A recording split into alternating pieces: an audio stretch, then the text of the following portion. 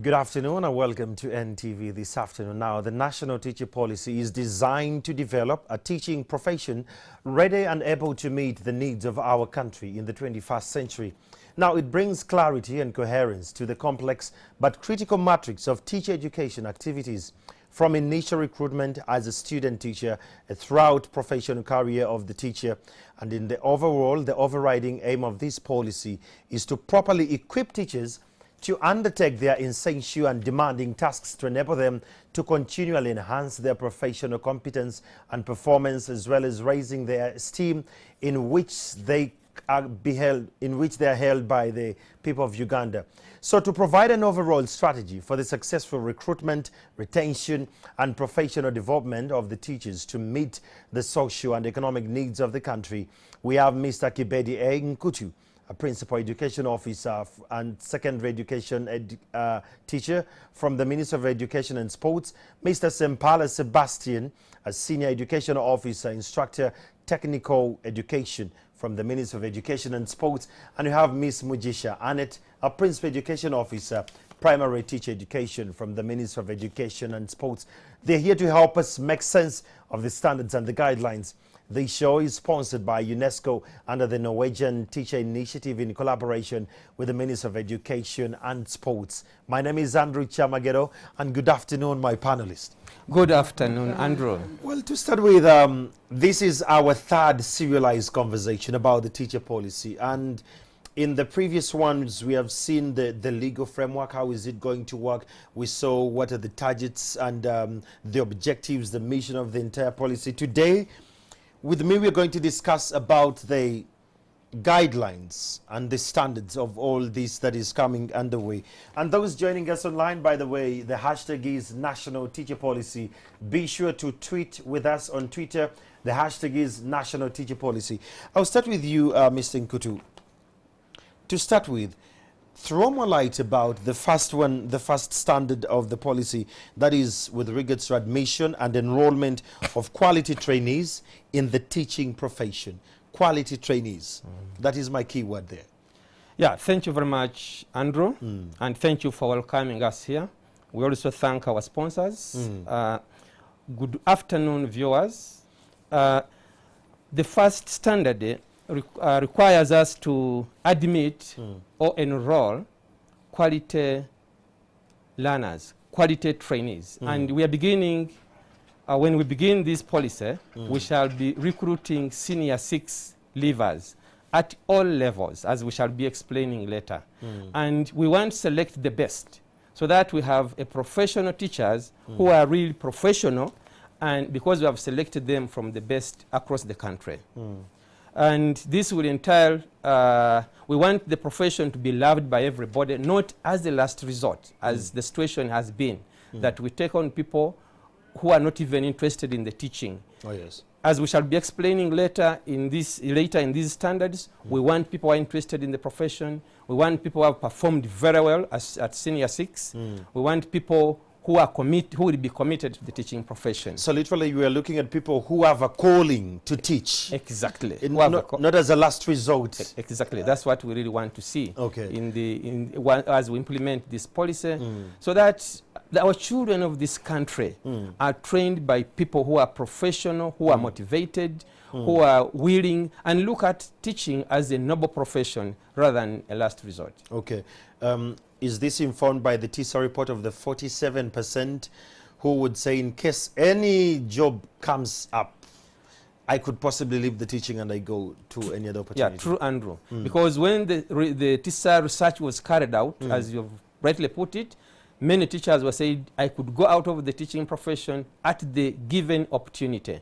So that's why we want now to take on teachers who are in as a calling, teachers who have the competence to teach, teachers who have the passion for teaching, teachers who are motivated and have interest in making sure that the children of this country get the best in the education system. Well, Sebastian, when he alludes to that, it brings me to what we call the teacher policy integration and alignment and coherency. With all that he's saying, it will trickle us down to that. Take me through that. How are we going to achieve that with regards to the guidelines? Thank you very much, Andrew. I'd like to thank the sponsor of the program, and also to thank the viewers because they are seeing us. I say greet them. Good afternoon, ladies and gentlemen.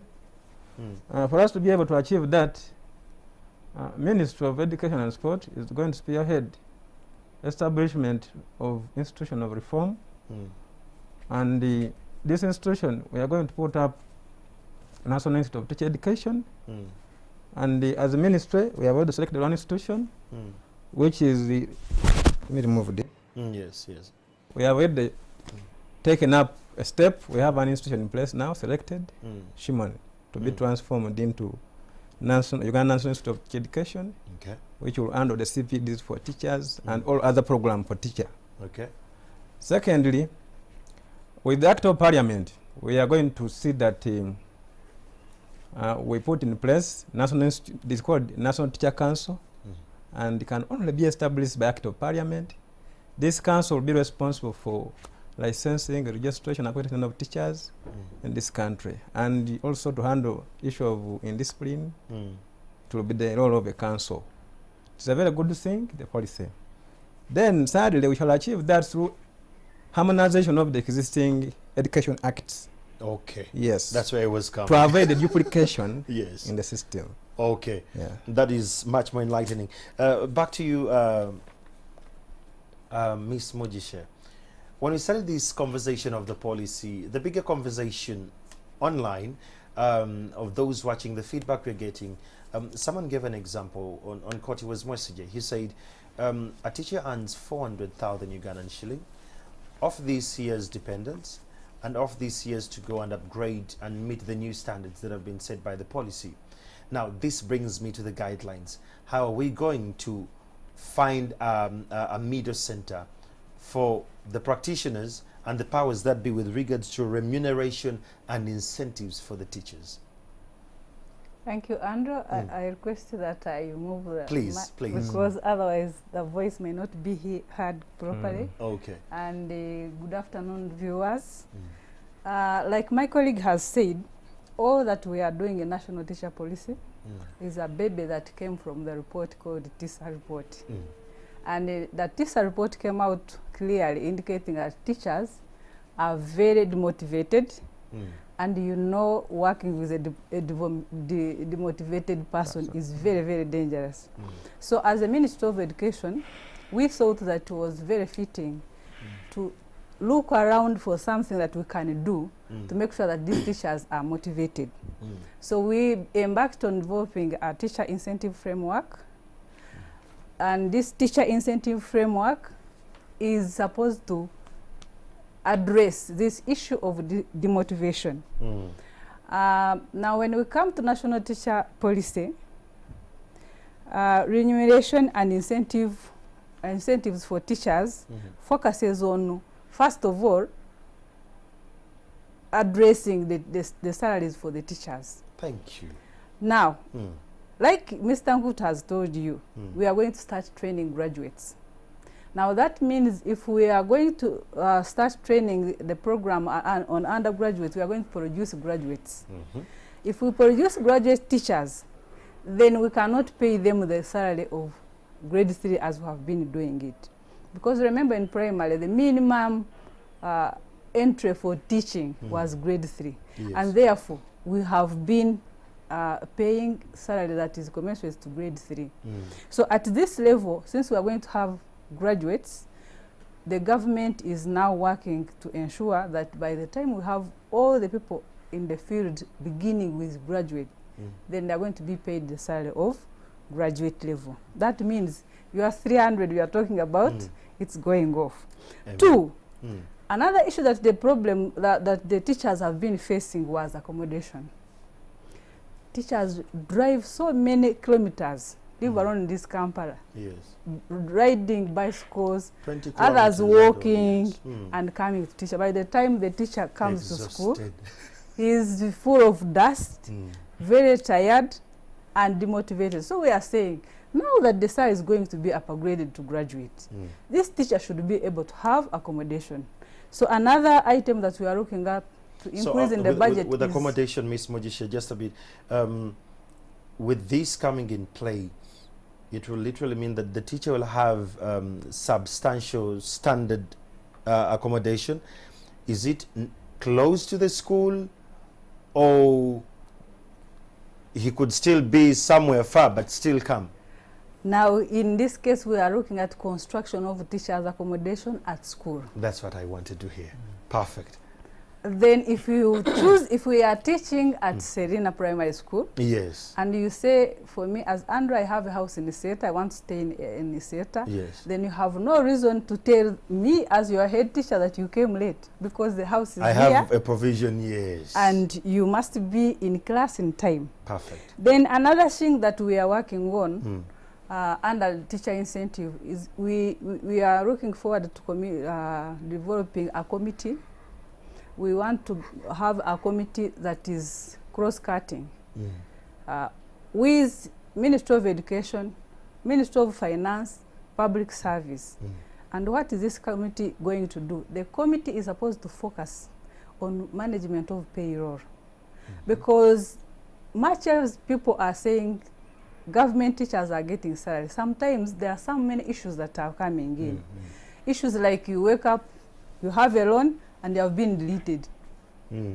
And the bank doesn't know that language of being deleted. Oh, yes. So you can see this person who has a loan, so that he has salary which is continuous and now is deleted, cannot do anything that is profitable in class. So we think that this committee will be managing issues, addressing issues like that, so that there is no problem with abrupt deletion. Then we also going to have guidelines that help the private schools to manage teachers. What is happening now is that, Andrew, you come, I give you a job in my school, and I say go and teach P7. No contract. No letter, no anything. So tomorrow you come again and find that the gatekeeper says, the teacher has said you don't enter. No job security. So our guidelines are going to help on management of institutions, private institutions, with their staff. The staff, the person that you recruit in your school should be able to have an appointment. And then lastly on this issue, a range of incentives are going to be looked at. You know, many times when they talk about incentives, people say, now how much are you going to give us? That's the thing. But as a teacher, if you bring me here at NTV and introduce me to the people, this has been our best teacher during COVID. In our village, she has been moving around helping children who had problems with the materials you ministry sent. That's very great for the teacher. We shall look at a number of incentives ranging from building your profession.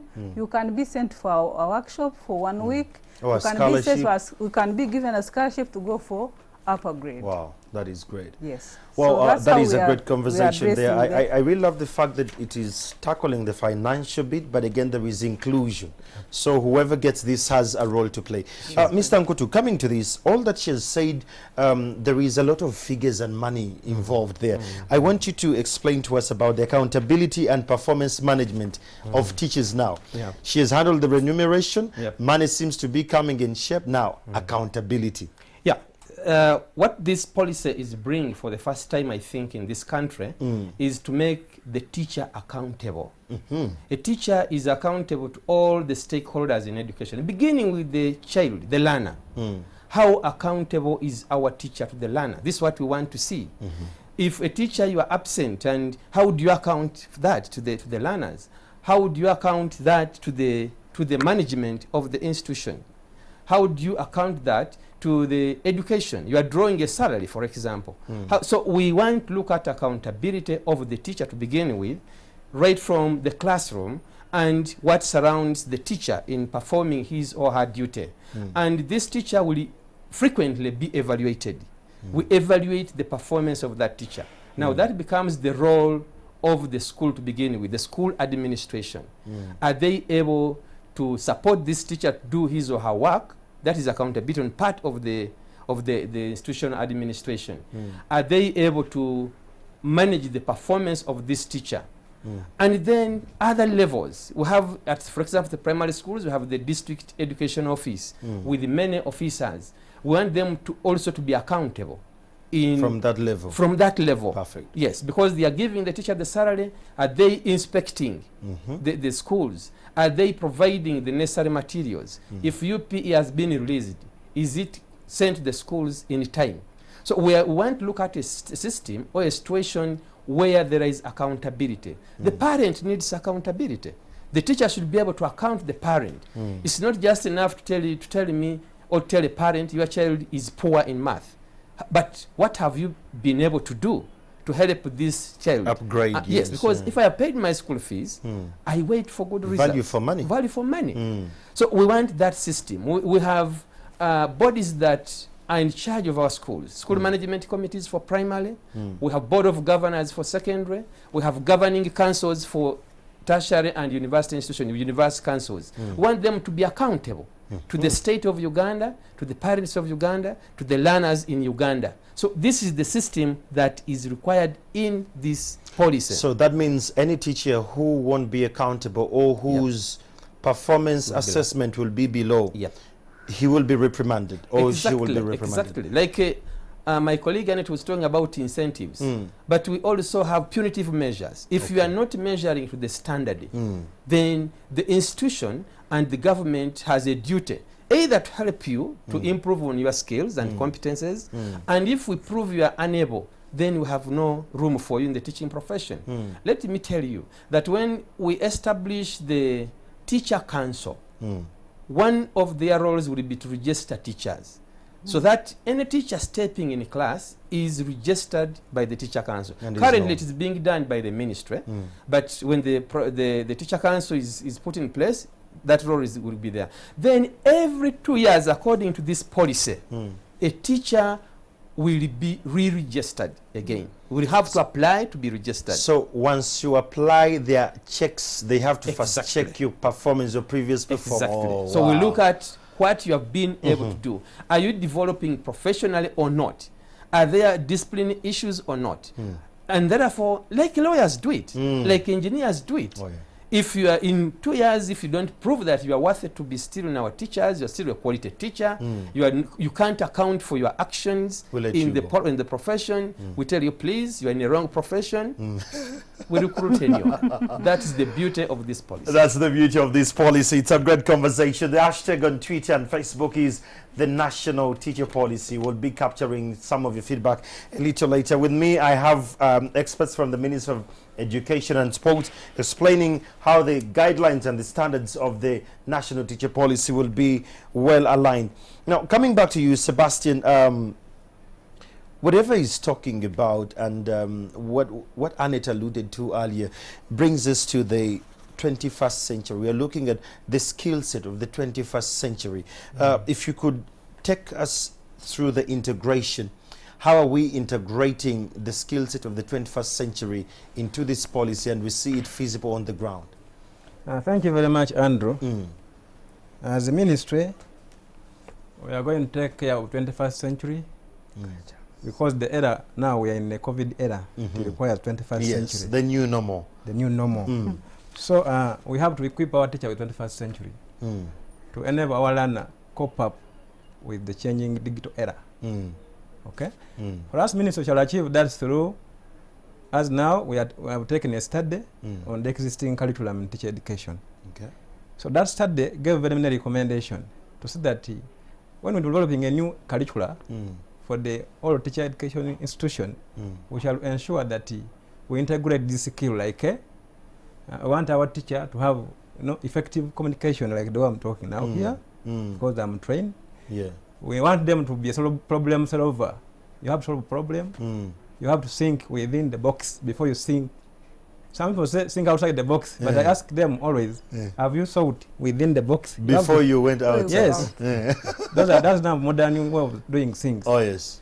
Like critical thinking, collaboration, all those things are going to be integrated so that the curriculum is rich and shall produce a holistic teacher. With all those skills and competences to handle. When you talk about that, Sebastian, I was watching a teacher teaching my son online on Zoom, And believe you me, doing what you do when someone is watching you is a little bit tricky. Yes. But I imagined how they felt when she's on Zoom and teaching my son, and the way they asked the questions, I was like, okay. There was one particular teacher of English who was teaching, and I kept saying, now I'm going to watch this teacher teach. So the moment she saw me on Zoom, was like, oh, so this is your dad.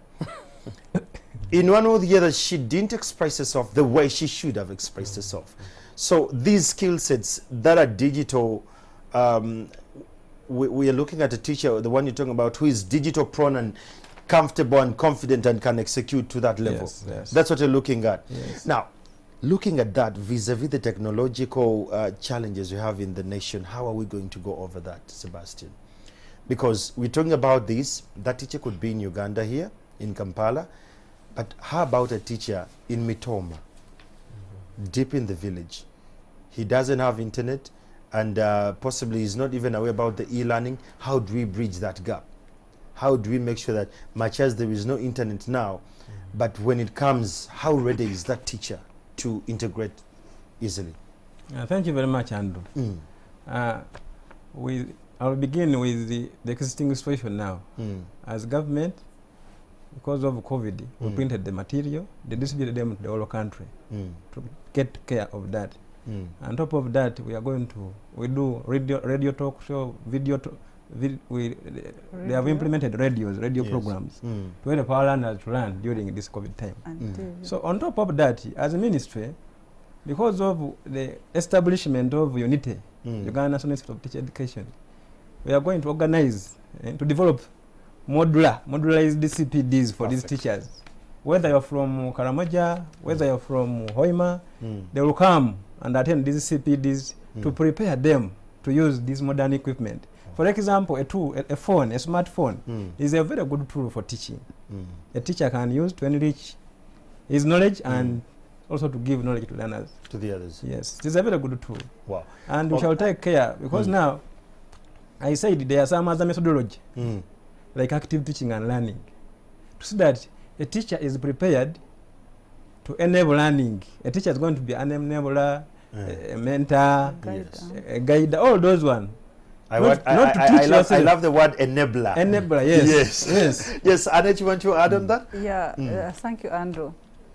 Every time you talk about 21st century, that is a question that everyone asks. Very much so. But I want to assure you, Andrew, that for me it no longer scares me. Why? In this COVID time, we have got an opportunity to interact with teacher educators all over the world. But I was very shocked that even people in America, even people in China, even people in Hong Kong, Japan, they will tell you that there is no country which doesn't face that challenge. Oh, yes. Therefore, I think, like they said, we must learn to live with some of these challenges. Okay. And we say that a teacher, he himself must look at himself and make sure that he tries all it takes to make himself relevant. Better. He talked of a smartphone. By the way, I've ever had a facilitation where we used all the phones that we had in the rooms, and we discovered they can help us to teach. And that is the situation we want to create in class of teacher training institutions. So that by the time one goes, which area did you talk about? The school? The primary school. Yes, the school in Mitoma district. Yes. That by the time the teacher leaves the Shimon Primary Teachers College and goes to Mitoma, we know that even the Kability form can take a picture and the children can learn from it. Okay. Right there, now that you've said about that, I want you to dive about the career development pathways for teachers. Some teachers have the passion, yes, but some of them appear that they don't have a strategic canvas of how they want their careers to be. So when someone leaves the PTC, he will forever be a teacher of mathematics or English, and he won't go for any capacity building models. So the career development pathways, how is it as per the policy? Thank you, Andrew. You know, when we started talking about national teacher policy, like you, the journalists, when you talk, they pick one word. Yes. Now, like also, in your career, in Yes. teaching, people picked one thing. Yes. Why degree? Uh-huh. They did not look at other things. Yes. But this policy has a number of good things if teachers would know. And I'm sure at a certain time they will understand that this policy is very good for us as teachers. The policy is coming with structured pathways. And it is based on 3 structures. The 3 structured pathway include teaching, specialized person, Okay. and leadership. Today, they look at Anna and say, this is a very good teacher of mathematics. I think he can be a good headmaster or a head teacher. But you are being good in mathematics does not mean that you are good as a leader. Because these 2 are different. Yes. In mathematics, you just sit on your table, make your lesson plan. After reading, you go in class, you come here and start teaching. But leadership, it's a unique virtue. very unique, that you have this whole village within the gate, and you have this whole village outside the gate of the school. So the policy is coming with development pathways for the teachers, that after you have finished your undergraduate, you have graduated at the first level and you have your degree. When you go to add on or to upgrade yourself for a master's, you choose what you want to be. So you specialize in the first level, we want to make everybody in this room a teacher. Now, after we have all become teachers, what do you want to continue with? Nice. You choose to be a specialist who is going to focus on curriculum and everything, and you will be a teacher. Perfect. That's a conversation. And you also choose, you can also choose to study as a leader. And for anybody to become a head teacher under the implementation of this national teacher policy, you will be having a qualification in leadership at master's through these pathways. No, not coming with your English mathematics as your master's and say I want to be a head teacher. No, that will not be allowed. Interesting conversation. We're still live on NTV. I'm Andrew Chamagero. We have experts from the Ministry of Education and Sports. We're talking about the national teacher policy. This is our serialized conversation, and this is the 3rd episode of its kind. We'll take a break and we'll be back shortly. Keep it here. Well, this is NTV this afternoon. I'm Andrew Chamagid, and we're discussing the national teacher policy in our 3rd serialized conversation, powered by the Norwegian UNESCO under the Norwegian Teacher Initiative and the Ministry of Education and Sports. With me on set, I have very brilliant experts from the Ministry of Education and Sports. I have Mr. Nkutu, I have Miss Annette Mujisha, and I have Mr. Sebastian. Now, before we went for the break, Mr. Nkutu, Ms. Mugisha alluded to something to do with the pathways, career development pathways. Explain to us about something to do with institutional leadership and management, because the way she explained it, it appears like when I'm done with my degree, I can take a master's and I can be a professor that side. But so what becomes of me, who is just a class teacher, but I'm working so hard and I'm delivering as per the standards? Don't you promote me? Yeah, we do. I think taking it from where Annette stopped, we said we have 3 career pathways. One, you choose to be a specialist. Then you choose which area of specialization. Do you want to develop curriculum? Do you want to be an inspector of schools? Do you want to be a writer? So you take whatever you want to be. And still in that pathway, you can be promoted. On the other hand, if you chose to remain in a classroom as a classroom teacher, then you go and master your subjects of specialization. You say, I'm a mathematics teacher, therefore you continue with your mathematics up to a PhD level. And therefore your promotion, even if you remain in primary school, for example, now we have we have about 4 levels in a primary school. You can be an assistant teacher, you can be a senior teacher, you can be a principal teacher. So we shall be following that. Or even if you wanted now to join university as a lecturer, you know that I have specialized in my subjects. Similarly, we want people who may take the pathway of administration. So that for the first time we move away from saying so and so is a good teacher, Chiberi is a good teacher, therefore she can be a very good inspector of schools, or he can be a good DO, or he can be a senior education officer in the ministry. So we want now, if somebody chooses leadership, then from classroom as a teacher, he goes and upgrades as a leader. And then his or her promotion will be aligned along with that.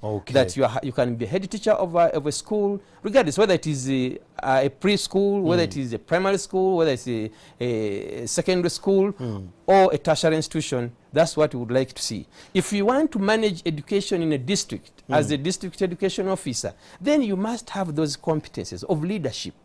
So that you are able to provide good leadership.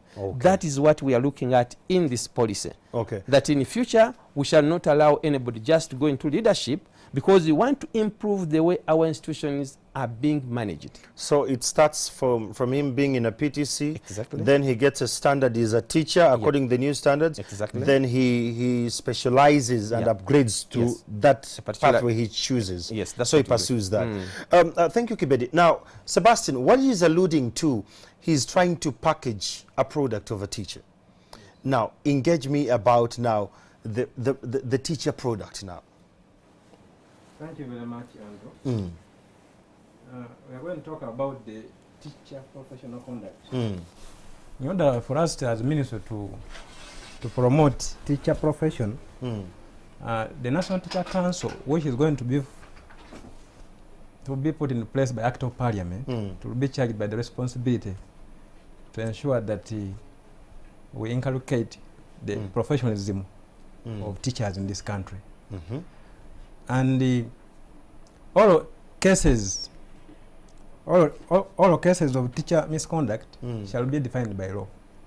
By law? Yes. There are these teachers who say they have an attitude where they tell students, even if you report me to the strongest, you can even go to the Pope, I won't be fired. These attitudes and beatitudes of the teachers, for some reason, they trickle down to the children, that when they get jobs, the same reluctancy from that side trickles down to this. Such teachers, how are we going to deal with that kind of conduct? Actually, the National Teacher Council for the National Teacher Council, we shall have, lawyers, they have their councils. Yes. Engineers, they have their council. We have the council for engineers. Okay. If an engineer misbehaves or the building collapses on site, okay, he's reprimanded by the council. Yes. It will be the same thing to the teacher, because what has been in place, we never had this National Teacher Council. But this is a council which is going to be formed. You meet your fellow teacher, okay, the senior citizen, okay, yes, to take you through, and if they find that you are in fault, they will cancel your license. You will not practice as a teacher. That's what we're going to So that means if they cancel the license, if I was a teacher in Kampala, there won't be a chance for me to go now in Ntungamu. No. And I apply? No. Wow, interesting conversation. Interesting conversation. We're still dealing with the national teacher policy. This is very, very interesting. Annette, coming back to you, let's talk about what he's saying about the conduct. It shows that there is a continuous development with regards to whatever they're doing. Let's look at this from the professional development and the continuous learning. How is the policy structured that way? The conduct is continuous in one way or the other. Thank you. In the first instance, when you look at the time that one spends in the training institution, whether it is for you journalists, whether it is for us teachers, you will agree with me that we usually leave the institution when there are some other things, nitty-gritties that we have not put right. And now leaving alone the person who is entering the world first time, there is also this teacher, your teacher and my teacher. They have not phased out. Some are still in the process. Indeed. I met my biology teacher the other day, and he doesn't age. They are still in service. Yes. So for us to make sure that these teachers teach the very clever children we have today, yours and my grandchildren, they have to keep themselves appraised. And this national teacher policy is coming with a compulsory continuous professional training or development. Compulsory. Compulsory. Compulsory in a way that, like my colleagues have said, like the health institutions, health staff and lawyers usually we register at a certain level is how the teachers are going to be. Now, every 2 years, you will go back and say, I think I still want to be a teacher. Can you register me? And the teacher council, together with the staff of unit, are going to sit together and know that for you to be registered, you must have 4 CPDs. Maybe saying that 2 should be face-to-face and 2 should be online. Nice. So everybody in this case is going to make sure that has up-to-date number of CPDs. These CPDs are aiming at making sure that they bring you back on the road if this is my teacher and your teacher.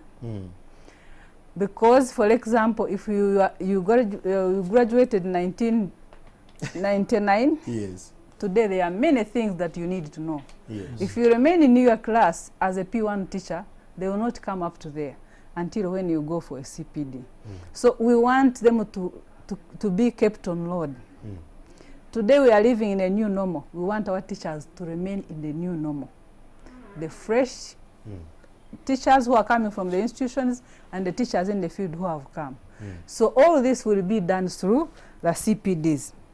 We also want the managers, the head teachers, the headmistresses, to also go.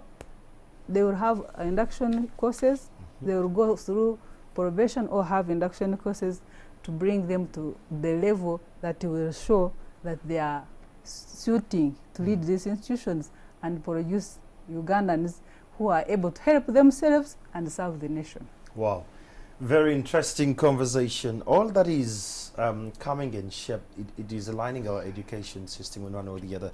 Now, Kibedi, let's look at the initial teacher preparation and accreditation, because she's talking about appraisals. Now I understand my teachers will be appraised, the master will be appraised, the mistress, and all that. But let's talk about the initial teacher preparation and accreditation as per the policy. Yeah, the policy is providing a very, very good framework for this.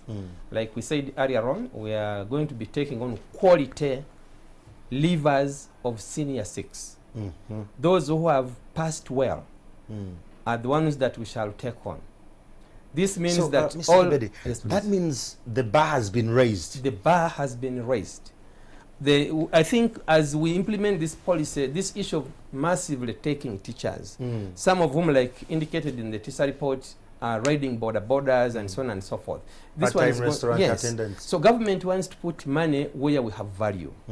So the initial training will attract highly qualified people at the level of senior 6, and then we are intending to prepare a curriculum that a framework that provides a program for all universities or for all institutions that will be training teachers. And the Uganda National Institute for Teacher Education, together with the National Council for Higher Education, will be in charge of approving every program, so that we have a harmonized program. A teacher produced in National Teachers College Kaliro should have the same quality as a teacher produced in Kabale University, because they are all graduates. Should have the same quality with the teacher produced in, say, Chibuli Primary Teachers College, because they are at that level. All institutions now, including universities, will have to be accredited. Their programs will have to be accredited, so that we have uniformity, that the teacher we are producing has the same competences, without any worry that wherever this teacher goes is giving us what we want. And we also want to raise this level so that our teachers are marketable in the region and across the region, even outside you know the Africa. funny thing, even without this policy, our teachers are still marketable in the region. Now, this is just going to galvanize it much more. Exactly. But with all this in shape, how do we baby step their mentality, especially the ones who are practicing? Last time we saw one who said that, I'm worried this policy has taken away my job, but hope was given to that person. But then how do we change the attitudes? Those who are already in, besides those ones who are just getting in. Yeah, you see, there is a lot of beauty in this policy. We are leveling the table. Like we said earlier on, we want to see whether somebody has come out as a preschool teacher, commonly we call them nursery teachers, or a primary teacher, or a secondary. They are all beginning as graduate teachers with a degree. So it means even their remuneration will now be uniform. We have already provided, this policy provides that anyone who is, for example, at the level of a certificate, we are giving them 10 years to be able to upgrade. Go to grade 5, eventually get your degree, so that you are at the same level. That is already a good incentive, because we have been saying, I'm a teacher, but you're a certificate teacher, a graduate teacher. We even had licensed teachers because of our history in this country. Somebody finishes senior 4 and goes and gets a license, and he comes in a class to post that I'm a teacher. Yeah, we want had this those one removed. We don't want them anymore once this policy is implemented. So it becomes that incentive that you can talk with all professionals at the same level as teachers. Those who are grade 5 are going to give them time. You have 10 years to improve your certificates, and you come at that level. Those who are already there at degree level, you can now start specializing so that they take on the leadership, or you go into the consultants, so the specialized work, or you go in your classroom, you progress, and you now become the teacher of teachers, because you have upgraded. So that is what we feel will be able to remove the mentality. There is something that is motivating. Whoever upgrades gets something. One of the questions, Andrew, we have been receiving, when you go out to tell teachers, please go and upgrade. Say, but we have our colleagues who are graduates here, but they are getting the same salary as me. Somebody qualifies, maybe you teach a pupil in primary 1, 5 years later, about 11 years later, he comes back as your head teacher, because for him went and got a... So these are the what they demoralize. They are demoralized. So this policy is really helping our teachers to be professional and to be able to benefit from their profession, like we have seen it elsewhere in other countries. I love the fact that it's a little queer, but one would have a diploma and is teaching primary, and one has a degree and is teaching nursery. But the one who teaches primary will underlook the one of nurseries, saying because of the grades they're trying to teach. But this now puts them at the whole level, same level, and the same payment for starters. And then negotiations can go up. So the difference now will be in specialization. If you have upgraded which path you have taken, it now gives so I can still be a professor, but I'm still in class teaching. Exactly. And like I told you, they have not seen that. They're just, why should I have a degree? But we are prepared to be like priests, because if the priests were to be tired of talking to us and we continue doing what we are doing, they would have stopped long ago. Of course. So as teacher educators and the people from the department responsible for teacher education, we are going to talk until when we make sure that all our teachers understand what is good in this policy. Absolutely. And they benefit. Coming to you, Sebastian here, what they have alluded to brings a lot more conversation. I need us to look something to do with educational institution inspection standards.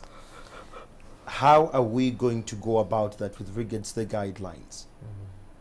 Thank you very much, Andrew. Inspection in education is very critical and very important. Yep.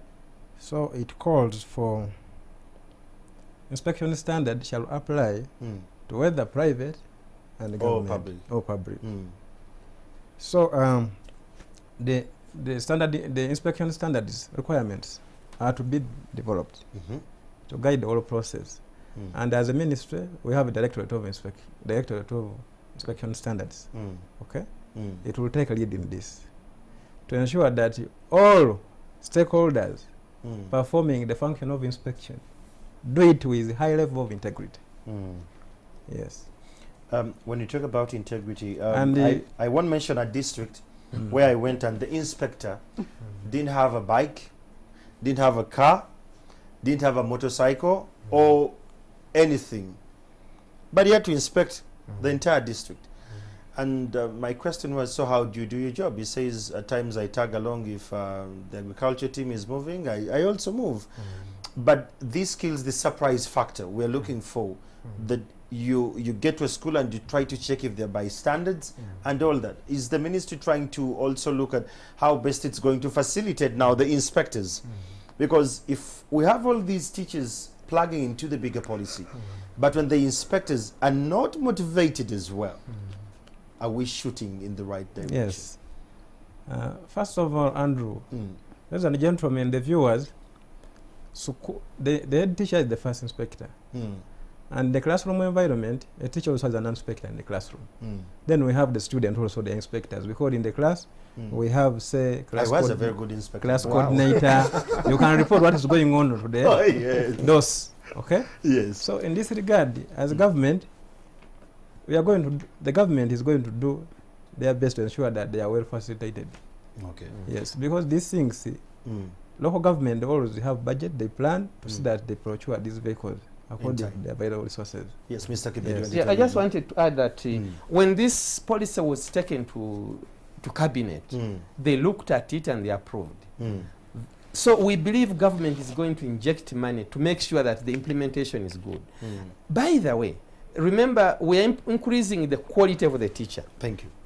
Therefore, the quality of the inspector must be directly proportional. Yes, otherwise how will you go and sit in somebody's class when you're all sweating your pants and you came running? So government is committed. By the way, I think education attracts the second or third priority in our priority list as a government. So these are things that are being addressed, and we believe with the subsequent budgets, our inspectors will get it.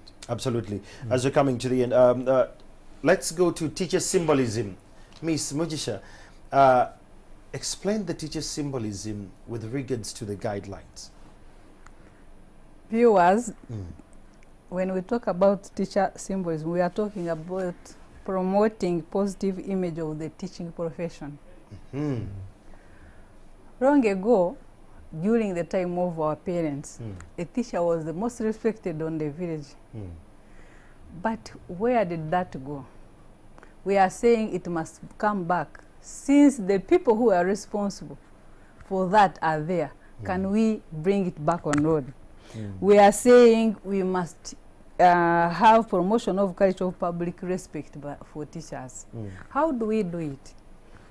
Andrew, nobody is going to respect you if you don't first respect yourself. Absolutely. Absolutely. The way you are going to behave will attract people to respect you or disrespect you.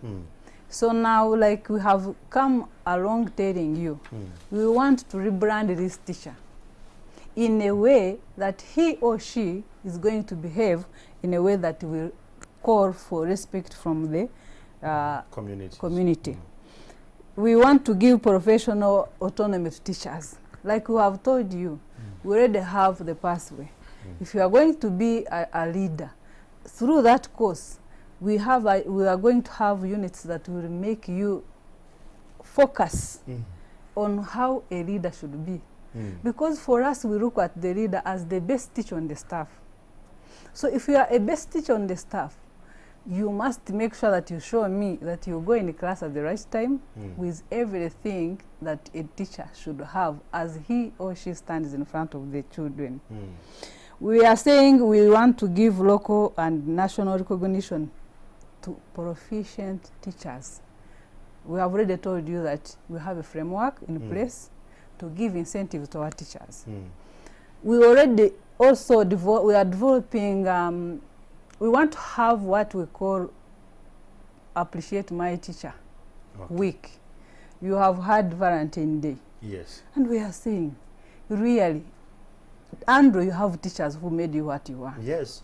In this week, we shall have people encouraged to send messages to the people they think they made them what they are. Today. And not the priest, not the LC one, but your teacher. And one teacher you remember who stood up. Yes, and we call this one Appreciate My Teacher. We also want to make sure we rebrand our teachers to suit the market. Like we have said, today your child can tell you, Daddy, I saw the pictures. Yeah. But do you know there are many teachers out there who will give you a phone and they can't even operate it. True. So if you are going to be a teacher of Andrew's child, you must better be rebrand yourself yes. to suit the children that we have today, who are very clever in different very ways. fast, yes. And we also want to make sure that teachers themselves have something to learn from others. As teachers, what do we learn from lawyers? You can never see a lawyer eating a cassava or fish or drunk, at work too. Because they say, oh, what will I say tomorrow? So we want to inculcate all this in our teachers using this teacher policy. And we think that if people listen to us, our growth is going to come back. Absolutely. That is Mojisha Annette, Principal Education Officer from the Ministry of Education and Sports. Your last words, Mr. Kibede, as you're winding up. Yeah, my last word, Andrew, is that every nation develops because of its education system. The education system depends on the teacher, the quality of the teacher. If Uganda has to develop and is delivered to where our presidents wants that in 2040 vision, the teacher must be given that opportunity to lead that, so that we have a better economy, we have a better world to live in, and we believe if we implement this policy to the dot, we shall deliver that. We thank you very much, Andrew, for hosting us, and we thank NTV for hosting us, and the viewers for listening to us and viewing what we have said. Mr. Sebastian, your last word? Thank you very much, Andrew, and thank you very much, the viewers. A teacher plays a centric role in ensuring that the learning outcome is improved. Therefore, I'm urging all my fellow teachers so that we embrace currency. This is a new normal. We have to walk a talk, and we have to think within the box before we plan to think outside the box. Okay. Yes. Thank you, Sebastian. Miss Mojisha, as you're winding up, one word to the parents who are watching and understanding this policy vis-a-vis to their children who will benefit of the policy. Thank you very much, Andrew. My colleagues, parents out there, first of all, I want to thank you for keeping our children at the time when we are not with them. You have now tested the role of a teacher. Indeed. And I'm very sure we have come at the right time where you are going to come back. The day we shall invite all the children to come back to school, I'm very sure all parents will be supportive to the Ministry of Education. We want to thank you for keeping them. Please keep our girls safe, keep our boys safe. Make sure they don't run up and down where you don't know. And keep them away from these people who want to cut their heads. And we continue praying that God takes away those bad people from our children, so that when we invite you to bring them back to school, they will be safe. I want to thank NTV for allowing us to be here today. I thank viewers for giving us time to listen to us. And Andrew, I have my two beautiful sons, Joseph and Joel. I send them greetings, plus their father, my best friend, and my mom in Tungamo. Wow, your mom is still here? Yes. Wow, that's a great family. Well, thank you so much for those who have been joining this conversation. Because of time, I wasn't in position to tap on your feedback on our digital platforms, but I want to thank you so much. It's gratifying to have that kind of conversation on that side. And again, I want to thank UNESCO under the initiative, under the Teachers Initiative, in the Norwegian Teachers Initiative. Thank you so much for sponsoring this program and the policy, and the Ministry of Education and Sports. Our last serialized conversation will be coming up next week, still on possibly the same day, but from us to all of you who are back that side, especially the teachers, upgrade and get plugged into the policy, and the benefits are quite remarkable. I'm Andrew Chamagidon. Have a lovely afternoon.